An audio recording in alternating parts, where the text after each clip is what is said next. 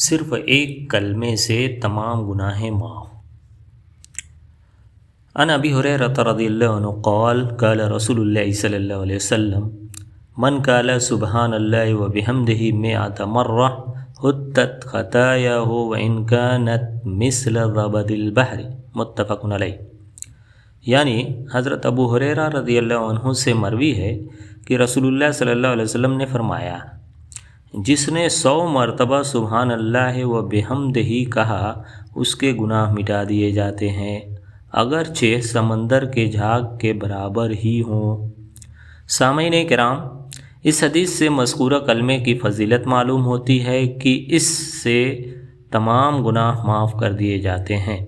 اہل علم نے کہا ہے کہ ان گناہوں سے مراد صغیرہ گناہ ہیں، کبیرہ نہیں، کیونکہ کبیرہ گناہ تو صرف توبہ کے ساتھ ہی معاف ہوتے ہیں۔